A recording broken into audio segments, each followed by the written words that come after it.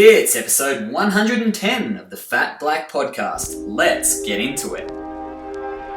We expect you to put up with the ongoing unequal opportunity, and we expect you to be quiet. And then you have the women who had to race more than their male counterparts who are tired going in. We learn these lessons from training and completing Ironman that really have a lot of applications. With TriEqual, we've decided that we're going to try to create some kind of mentorship program and work through a problem and try to find out all the contours of this conversation and how I could move it forward in triathlon. You ready to do this, Pete? Yeah, mate, let's do it.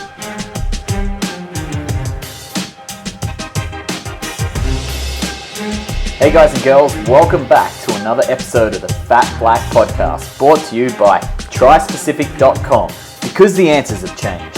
Try Travel, dedicated to taking the stress out of your race event travel and lodging while running exceptional tours. Trytravel.com.au.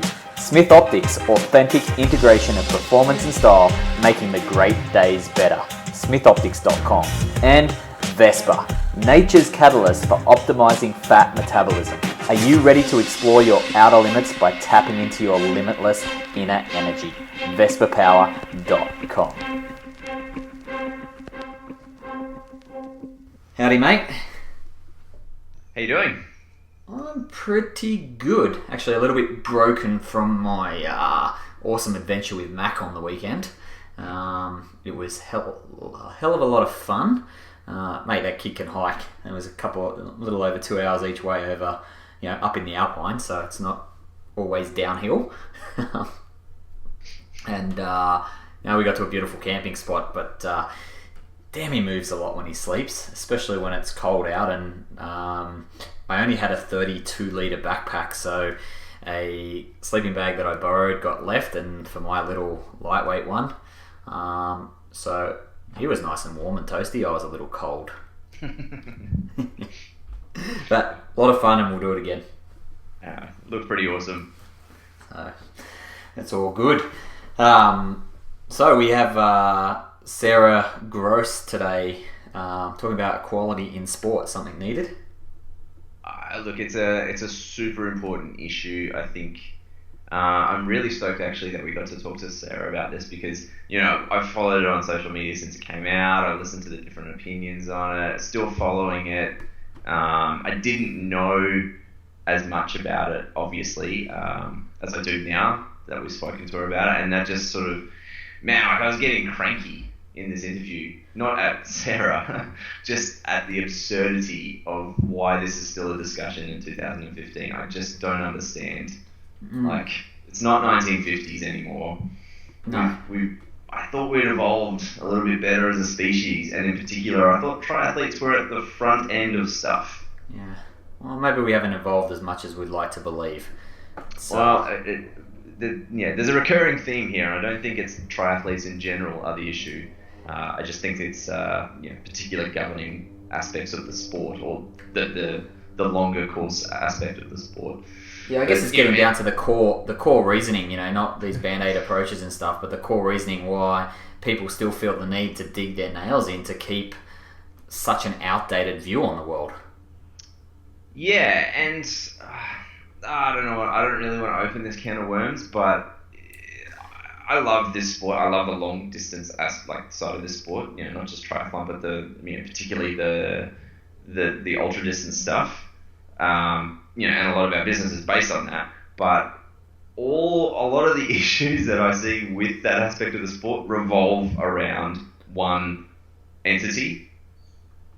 So and after talking to Sara, looking at the equality issue, their biggest hurdle is this same roadblock that you're seeing with pro money prize purses for pros and all the other issues we're having with sport. So I don't know, it just got me cranky in a good way, because I think you have to get cranky. You have to get a little bit pissed off and go, you know what? The action needs to be taken. You can't just sit back on your laurel and go, all right, well, we're just age group athletes and coaches. They'll sort it out on their own. You need a collective group of pissed off people saying, you know what? Shit's got to stop and change. Yeah, well, as the old saying goes, change only happens when the pain of staying the same outweighs the pain of change. Yep, exactly. So let's deal with the pain of change and get equality in sport. Anyway, we'll leave our listeners to listen to it, absorb it, and take action on their own. Alrighty, we have another episode of The Fat Black, and today we get to speak to professional triathlete Sara Gross. And what's really cool is Sara is one of the female athletes pushing really hard into getting what we need, not just in this sport, but I think, being a male, across everything, not just in sport, but in life, and that is equality between males and females. We are both human beings, and one shouldn't be put in front of the other. So, so stoked to have you on The Fat Black. Welcome, Sara. Oh, thank you. I'm excited to be here. Awesome to have you on board. Let's talk about, you're the president of TriEqual, is that right? And I want to get into what that is and the 50 Women to Kona stuff. But let's get into how you got here and being involved in pushing the women in sport. Okay, good question. How I got here was that it started really with the letter that Andrew Messicks sent to the pros. I remember September 25th, 2014. And in it, he said something along the lines of, we're not going to have equality for 2015, and we expect you to be respectful on social media, or something. In a separate, those two weren't connected, but in the same email, there were these two things. And it basically felt to me like this message that we expect you to put up with the ongoing unequal opportunity, and we expect you to be quiet. So, yeah, that didn't go down too well with me.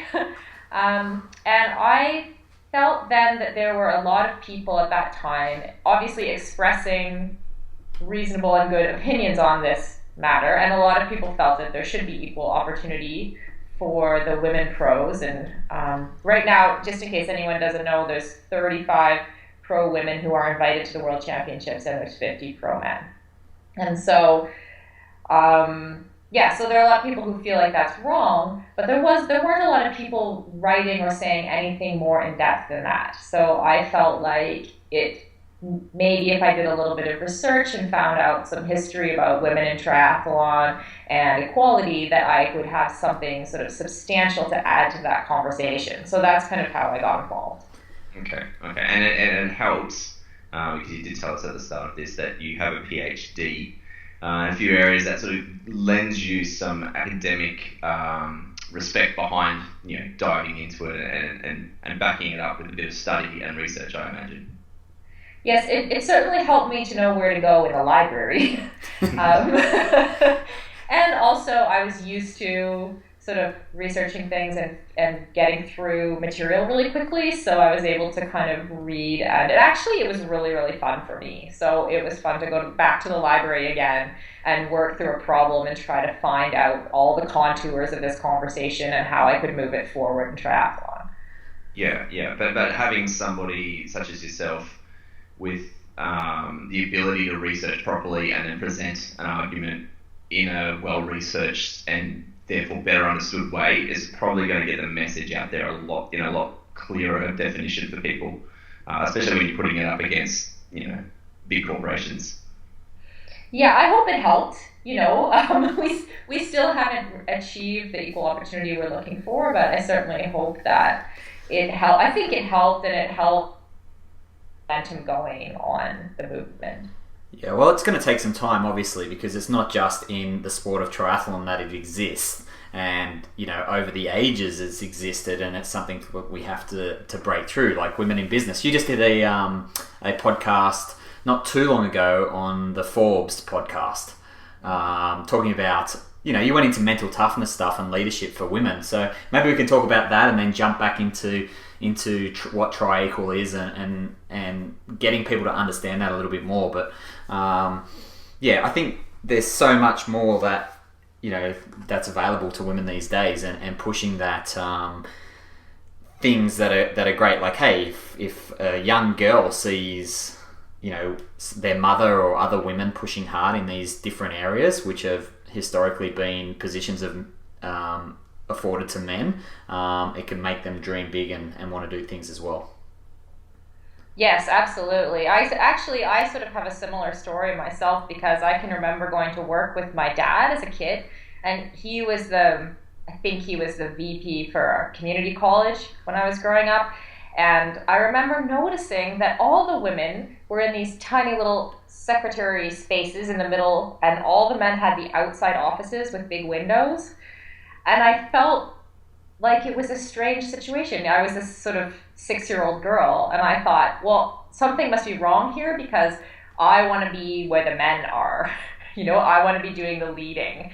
So that's kind of been part of my observation, I suppose, of the world right from the beginning. And so, yeah, the Forbes podcast was a really fun opportunity for me, just to sort of think through and realize that even for sport and Ironman, especially in general, that we learn these lessons from training and completing Ironman that really have a lot of applications. And I think people feel that in their own lives, and it's empowering not just for women, but for people in general. And that's the thing that we all want to share about Ironman and the Ironman experience.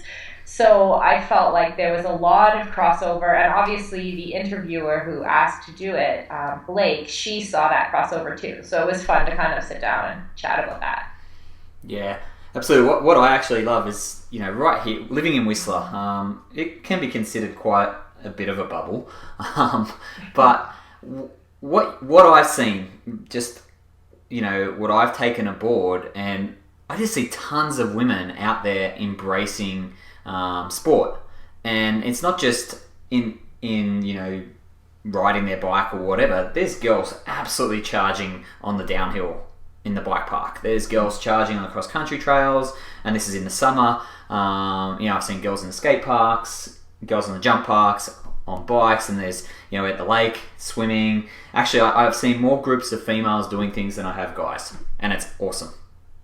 Yeah, it sure is awesome. I think it's one of those things too, right, where when you see people doing something, you believe you can do it. And I think that is so important. That's why I think the equal opportunity thing in all sports is important, but my sport happens to be triathlon, so that's what I'm going after.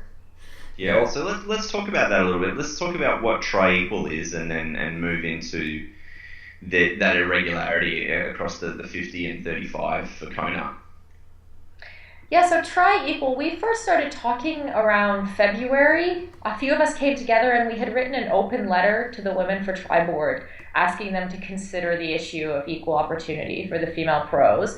And then we started talking, and there was a group of about 12 of us that formed. And we were just talking about different ways that we could try to make a difference. And we came up with the idea of the social media push on International Women's Day on March 8th. Where, did you guys see that? Yep. Yeah, we got the support of a lot of the pros. We got them to teams. I support 50 Women to Kona. And so that was really our first move, even though we weren't officially tri-equal at that point. And then when we were talking, we decided that even once this 50 Women to Kona issue is resolved, there are other things that we would like to do and contribute in triathlon. So we founded ourselves as a not-for-profit in the United States, and we're now working on a couple other initiatives. One is called Equally Inspiring, and it's we've asked some coaches to donate 3 months of their time, and we're going to get a list of applicants of women who have kind of been tentative, perhaps, of trying a triathlon, and we'll match them up with the coaches and give them sort of the opportunities that they need to get into the sport. And then another one is a mentoring program for female pros that we're launching in Kona this year, or potential female pros. So we've had a lot of great volunteers from the pro ranks who are coming to do little talks. It's the day after the race in Kona on Sunday, October 11th, I believe. And we're going to invite all the women any woman who wants to come, sort of in the lower age groups, the 20 to 30 kind of age categories, who are thinking about going pro or considering getting their pro card. And we're going to talk about all the opportunities and how to do that. And we'll basically have a bunch of speakers, and a lot of topics will be covered. So that's another thing that we're kind of working on now. So it's actually been really fun just to talk to these women. Actually, we have a couple men on our board of directors as well. So yeah, we're just working on equality on all levels. Okay, so what at the moment are the biggest roadblocks that you're finding in getting to there? Like, I want to get into the 50 women to Kona and use on the website that case study with Sarah, because that really drives it home pretty much. But what are the biggest roadblocks you're seeing there? Is it WTC? What are Women for Tri initiative really doing to help that, or is that just a WTC front? Yeah, that's a good question. My understanding is that our main roadblock is probably Andrew Messick. I think that Andrew is a little scared of giving in. So it's this: if I give in on this issue, then what else am I going to have to give into? You see? I also am aware that he hasn't really been that fond of the way we've been asking on social media. And so that's created a situation where he's dug in a little bit.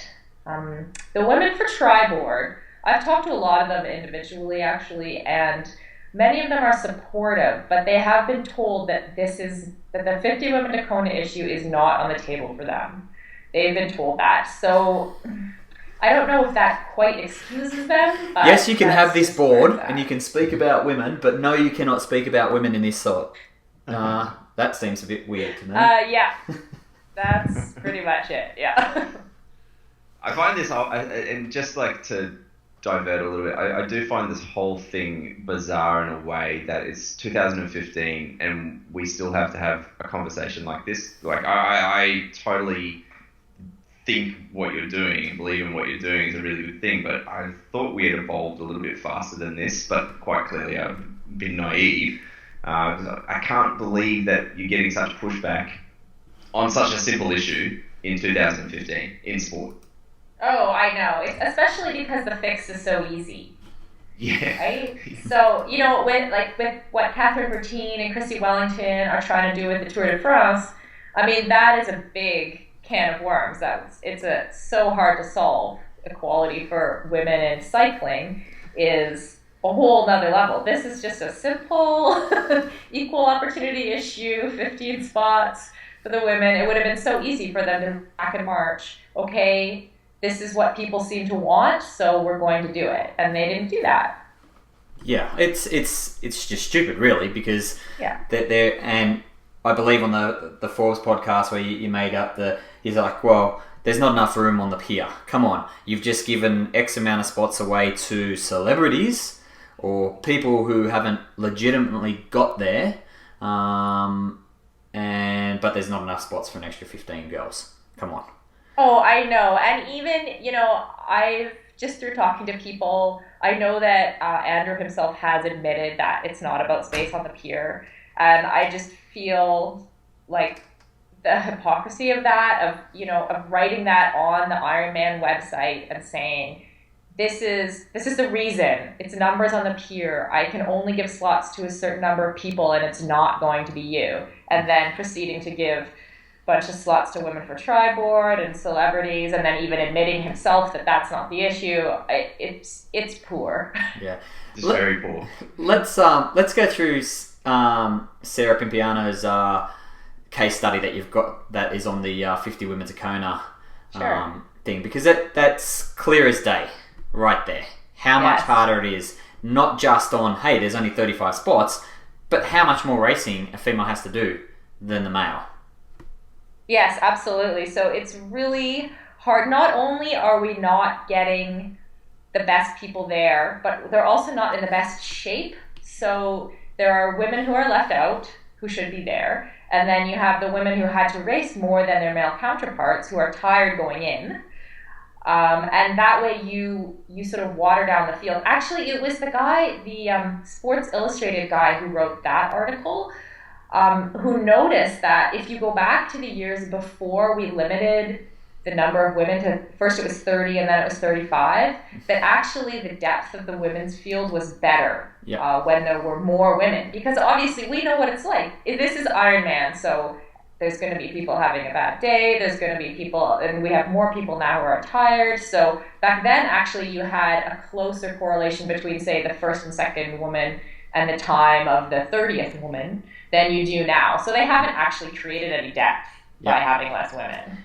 It's probably the same to be said for the men too, because you can get there if you're going to race a ton of Ironman, but are you going to be able to put your best foot forward on the day? Yes, well, exactly. So there are a lot of issues around the qualifying system that need to be addressed too. But I do really feel that this equal opportunity issue, it's on a different level, than kind of there are the nitty-gritty arguments about what it takes to qualify, and then there's just the simple fact that this is the right thing to do. Yeah. So let's break it down. So our listeners, if they haven't seen the 50women to Kona.org and the case study there, on Sara specifically. So what her current points total are, she's got 4,400 points thereabouts. She's won a race in New Orleans, 70.3, given her the new course record, fastest bike and run splits, a second place, another 70.3, a third in another, third Ironman place, and a sixth place in the North American Championships, which is a stacked field. Yet, she's not qualified, and she has to do another Ironman, so tiring herself out more. That would be 3 Ironmans to get her spot, and she has to finish second or higher to get the qualification, which is kind of ridiculous. And then, if we look at what it says on there, so if you look at the males, the 37th ranked male has 4,200 points, only done 4 races, and only has a 200 point differential. He's raced less and will qualify. So, yeah, right there it's pretty plain as day that it's not equal, even when it comes down to the numbers. Yeah, absolutely. It's not fair on so many different levels. In Sarah's case, actually, we did have a happy ending because she was in Mont Tremblant. Yep. And that would have been the race where she needed to come second or higher. But she ended up DNFing with Achilles pain. Mm-hmm. And she qualified anyway. I think at the last minute there were enough people who just kind of pulled out of the process, if you will, that it looks like she's qualified for the August cutoff. So yeah, but she got in, but at what cost? Like look at the mental stuff you have to go through, potential injury that she's done more training to get herself in Ironman, in not just in shape for racing an Ironman, but racing to be first or second. Right. There's a difference there. And the headspace has got to be different. You know it, you're a pro triathlete. To actually qualify, the game's changed in what you have to do because of this rule. Yeah, exactly. And so in Sarah's case, I think it's case in point that she ended up pulling out with an injury because she wouldn't have been doing an Ironman build at another Ironman. Yeah, and then try and turn around and back it up after... ranked 36th in the men is currently doing. Yeah. Now, let's just move from the qualifying system a little bit. Do you know, just to bring, I guess, some context, do you know in the other, like in ITU, what are the numbers in terms of men and female pro triathletes starting on the ITU line? So, yeah, the ITU, it's equal. For every race, as far as I can tell. I think there are I think there might be some inequality, but it could go towards the men or the women, depending on how many men or women qualify from each country. You know how sometimes they're given 1, 2, or 3 slots? Yep. So that's more down to a standard within the country. It's nothing to do with being male or female. Certainly, the ITU has gone out of their way to create a situation of equal opportunity so that they could create more depth in the women's field. And it actually has worked in the last 20 years. If you look at the women's field in ITU, it's just become amazing. Yeah, and that's essentially what we want, isn't it? Depth. Yeah. At a World Championships, we want depth of field. Yeah, really. I mean, that's why I asked that question, because I can't get my head around. And I mean, like, full respect, our business is largely built with Ironman in mind. Not so much the brand, but the distances. But you look at ITU and you look at that as a gold standard for the sport. it just makes so much sense. But then you have a company that's sort of like, well, we don't really care about that because we have an agenda or whatever. So don't worry about what the goal is. It's kind of like a division of the PGA forming and saying we're just going to make up our own sort of golfing rules here. So just whatever. Women. Like it blows my mind how they can't look at ITU and go, this is the goal. This is what everybody looks to in the sport. From a pedestrian standpoint, everybody looks at ITU and then they look over at sort of Ironman. So why aren't they trying to equal that? I don't get it. It might be a bigger pro problem than we think it is. So It seems like it might be a women's problem, but I think that the current leadership doesn't value the pros as much as they've been valued in the past. You can see that happening with cutting purses, cutting the number of Ironmans that they have professional fields at, all of this kind of stuff. And so that's kind of in the background, I think, of this whole question. So if you don't value the pros as a whole and you don't think them being there is as valuable as you perhaps should think it is, then it kind of becomes okay to do things like this. Like, well, it doesn't really matter anyway if we have 35 or 50 pro women because nobody cares. Yeah, you can kind of see that as they're starting to push more towards, hey, we've got Ironmans without a pro field. I remember when Charlotte raced, Lake Placid, and they used to swap that American Championships race between just having a pro female field and a pro male field. And I thought that was a good idea back then. Yeah. But now we're seeing races move away from having pros at all. And maybe that's just there isn't enough depth in field to have a gazillion Ironman races a year. So, I don't know. But it is deeper than just 35 and 50. Oh, absolutely. I mean, when you do the numbers, Torsten Rad, he's done the numbers on the depth. And it comes out that, there isn't enough depth to have 50 women for sure. Yeah, I was going to ask that because I remember when sort of 50 Women to Kona came to fruition. I remember reading a couple of articles from, I genuinely cannot remember their names, but a few pro women who said they were on board with the idea, but they weren't sure that 50 pros across male or female should be that deep. It should be sort of more like 30. Or 35 each, something like that. So I was keen to sort of get your thoughts on that. Does it need to be 50 for both, or does it just need to be equal? Yeah, again, from my perspective, or a tri-equal perspective, we're not going to form a platform of we think there should be less men. I mean, that's... Yeah.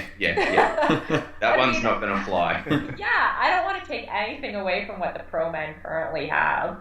And I think as well the number, if the pros eventually want to swap, say, giving away some of their slots for deeper prize money, right? Yep. That's perhaps something that the pros as a whole might feel benefits that. So we only have 35, but we get paid to 20, great. But that, to me, is a different thing. So someone, maybe the new union can negotiate something like that in the future. But I think if you're going to make a platform for equality and ask for it, you have to ask for the same number of women as there are currently men. Yeah, so let's exactly. not And then work out the details issues. later. Yes. Because prize money's the same, right? Prize money is the same. So in triathlon, I did that series for Wits Up about equality in triathlon. In triathlon, we have a very high level of equality in general. And that's largely because of the work that the ITU has done and the women who it's the same women effectively from back then until now who have worked with the ITU who, Mary Saul, the head of the ITU, is the only woman on the IOC board, right? So she's basically a pioneer for women in sport as well. And she comes from within our own sport. So we do have some great people in the ITU and in Ironman too. It's just that for whatever reason we got stuck on this thing. Yeah. We want to go into, because you just kind of mentioned it, the thoughts on the new Pro Triathlon Union, so PTU. What your thoughts are personally and how you see that can be used, if you do think it's a good thing, to help this equality in sport. Yeah, I think, after the launch of the PTU, and full disclosure, I've been in contact with Rich a little bit and discussed a few things with him. And I think to succeed, first they need to have buy-in from the pros. So I think a lot of people are still quite skeptical. So they have a big task ahead of them in terms of proving that they're really going to work for the pros and for all the pros. And then they also have to gain some kind of leverage with the WTC. I mean, and both of those things are sort of yet to be accomplished. So I think if they can accomplish those things, then of course it could be a great thing, because we can vote on things that are important, and we can have a communication channel between the WTC and the pros, and also Challenge, who are obviously kind of on board and encouraging already. But again, it's sort of this, I sort of am reserving my judgment a little bit until we see what kind of, especially with the buy-in side. I think that the pros, the tier 2 and tier 3 pros, really need to be convinced that they've got their back. Yeah, I remember when we interviewed Rich a few weeks ago. I mean, he was pretty honest in saying that he understands there's a timeline involved with getting this set up, and he probably doesn't expect people to really, buy into it sort of mentally at this point until they actually see where the sort of trajectory is actually going, rather than sort of cashing your chips into it now without too much of a solid plan. So I think it's kind of like watch this space. But I was interested to see what your thoughts were on how you guys could see that working with you and sort of leveraging their position, if they get to leverage their own position, and helping to boost up your drive with Tri-Equal and 50 Women's Kona. Yeah, I think, if they gain, a communication channel with the WTC, the reality is that everybody wants equality. There's actually not that many people who have spoken out against, I can't think of a few, but who have spoken out against having equal opportunity for the women. So, I've talked to Rich about it. They want that. The whole board wants that. So everybody wants it. So I trust that, at least, because I think that so many people agree with this. Yeah. The question is, why won't pros get on board? Like Rich has said, we want feedback from all the pros, and they'll take it on board, and nothing's set in place or stone without the feedback and without the questioning. But it's damn obvious that not just on the equality side of things, but the sport in general, things need to change to be better for the pro triathletes. Yeah. So it's again another mind-boggling process of why people are resistant to change when they don't like what's going on already. Right. So here's one thing I will say. So, for example, with Tri-Equal, we've decided that we're going to try to create some kind of mentorship program, as I mentioned earlier. Yeah. And we decided, okay, let's start with something that's bite-sized for us that we can take on, and we decided on this 2-hour thing in Kona.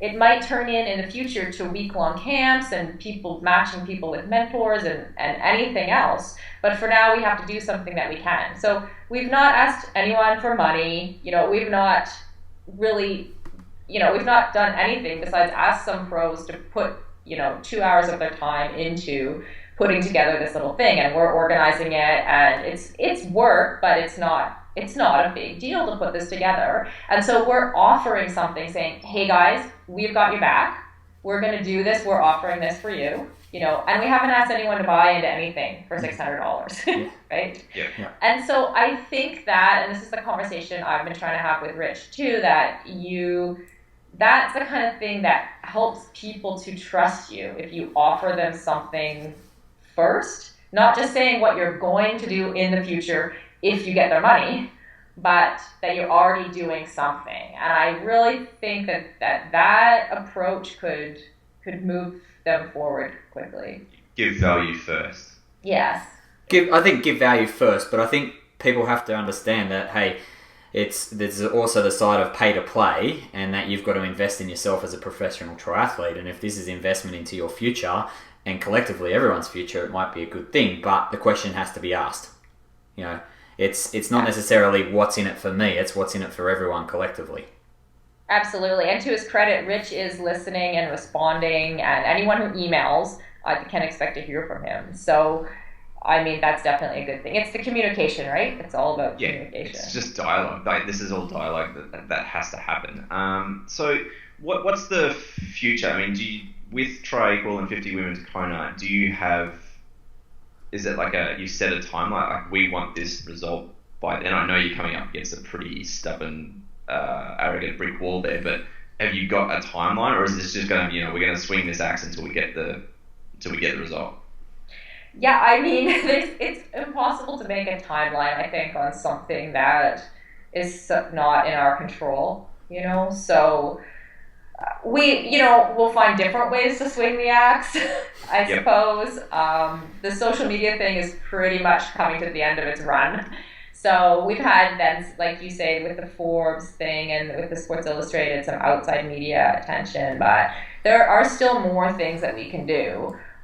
So we'll just keep sort of chipping away so long as we don't, so long as we don't have equal opportunity. Because why should we stop? Why should we accept it, right? Yeah, I wouldn't that's even, okay. Yeah. Yeah, I wouldn't even stop the social media thing. It's got to be like Chinese water torture. Keep going. Yeah. Just keep going.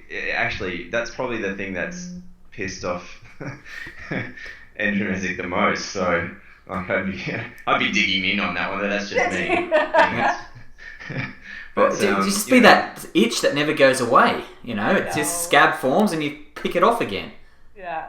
Until change. I think a lot of that is awareness. Sort of getting on the Forbes podcast, talking about that. Obviously, getting on our podcast because we're so widely received. And sort of getting the exposure out there, just more and more and more, as many different avenues, using social media, obviously, but using different forums, and just, I think the Kona thing that you're talking about there is a really cool idea, because all eyes are on Kona. It's a big sort of, it's a big event, so you'll potentially get a lot more people listening in a lot more attentively in an event around Kona. So what other plans have you got coming up with that post Kona? So we've got a lot happening at Kona. We're kind of hoping that usually in the fall the WTC make some announcements for the next year. So there will be that. We'll interested to see what the announcements are about the pros, of course, before moving forward. And then I don't know. I think we haven't done a lot. We have sent some letters to the sponsors of WTC. We've sent letters to the private equity firm that own the WTC, but we have yet to have a response. So I think there's still avenues there to talk to. The more media attention we have, the bigger the issue becomes. The more sponsors are willing to listen to our point of view. So we just keep going, It doesn't make sense, because if you see some of the big companies right now that are embracing the women's initiative, it's like, look at it, Under Armour. They're spending tons of money on women. Specialized the same, Nike, you can keep going on, right? Lululemon, it goes on and on and on. They understand that women are pretty important to this whole thing. So right, well, 50% of the world. Yeah. So. Yeah. But the even key further, the big companies understand it, because most of the buying decisions in the homes are created by women. Right. Well, this is true, and I know from being in the coaching business and other coaches I know that women form a lot of the customers in coaching. Women are much more likely to ask for coaching and continue on with coaching programs. I think sometimes men are more tempted to, after a while, go off and coach themselves, where process a little longer. So it's it's a big part of our clientele. Yeah, I want to talk about, just quickly, I know we briefed on it before, but why this is important, because there is going to be a roll-on effect, and both things, right? Everything action. Stuff comes out of action, so whether it's positive or negative, and if we don't have equality in sports or in life, it's not necessarily our generation right now, but further generations. So being a female yourself, what do you see as some of the huge benefits of having equality in triathlon, but in sports and life in general, for down the road?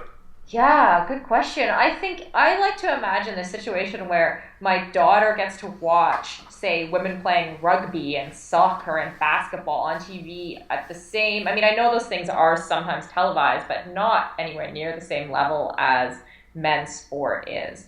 And for her to think that is equally as valuable, to grow up thinking that a woman playing rugby is just the same in a way as a man playing rugby, to not have that same inequality of pay, and sponsorship opportunities and in that realm. And so to me, that would be an amazing place where women are actually across all sports seen as real participants, as real people out there doing, not just, standing on the sideline handing out water bottles, or like in the Tour de France standing and kissing the winner, right? Like that's, this is not a good message.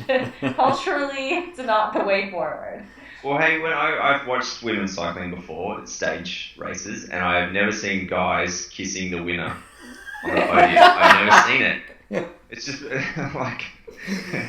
Yeah, I can imagine that going down really well. Maybe that's how we create equality. Forget about the cyclist. We'll just make sure that we have attractive men kissing the women on the podium. Maybe that's, I don't know. Maybe I've just the answer. Key, right? Are you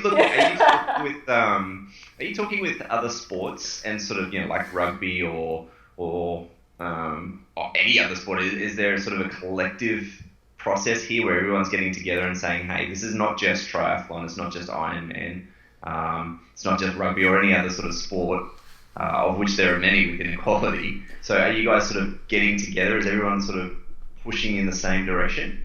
Yeah, absolutely. I actually think the women in sport question is really big right now. So if you go women in sport as a hashtag on Twitter, you come up with a lot of stuff. It's sort of, you see it in the ads, those Run Like a Girl ads. And also, so for example, I'm working with a media production called Women in Sport Podcast. I think it's called wisp.media.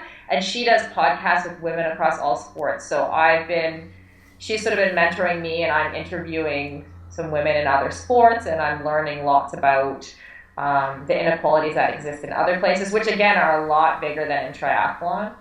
And I think a lot of people are actually starting to talk to each other on how do we create change. And because it's such a mass of people, just the momentum is getting bigger. Yeah. I think it does appear to be a fairly global movement, which is good. It's got to gain a lot more traction and get a lot more attention. Awesome. Yeah. I don't think it's going away, so. Hopefully not. So how do we get involved? How do our listeners get involved? And more importantly, how do males get involved? Okay, good question. So we have a website that's 50womentokona.org. Okay, and this was created by a guy called Kevin Young, who's been working with us extensively. He created what you were talking about with the Sarah Piano examples. He's created a bunch of other infographics on there. So that there's other things you can do. There's a link where you can send an email to Andrew Messick. You can follow us on Twitter and find out what's going on. You can follow TriEqual on Twitter, or our Facebook page is called 50 Women to Kona. And anything that comes down the pipeline, if anyone's interested in the other things that we're doing as well, will come out through there. We've been working a lot with the Triathlon media too, like you guys and whoever everyone's been very supportive. So that's been good. Anything that we want to get across, we can send out a press release, and you might see it in the mainstream kind of Triathlon media too. Awesome. We'll put all that in the show notes and all the links there so people can find out more about you. Thank you. So that's been awesome, and we've been stoked to have you on. As we said, if there's anything we can do, even to the realms of the coaching stuff, we're happy to lend a hand there. Let us know. Great, sure. If you're a coach, you want to volunteer, it's info@triequal.org. Excellent. We'll get that out to the masses and do it ourselves. But thank you so much for being part of the Fat Black, Sarah. Yeah, thank you guys. This has been really fun. You guys make it easy. So. Yeah, cool. We'll have to get you back on another time, and we can talk about your own athletic career and your own journey, because you did tell us a couple of cool stories. But we're sort of pushing our time, so we'll get you back on, and hopefully we can have a really cool conversation in maybe 6 months' time, and this will no longer be an issue for the sport. Yes, about what we all work together to achieve. That would be great. Yeah, exactly. 50-50, more ways than one. Yeah. Awesome. Well, thank you. Well, thanks, guys. If you haven't already, go to www.trispecific.com/pillars and discover the 3 most critical things you must focus on for reaching your Ironman triathlon potential.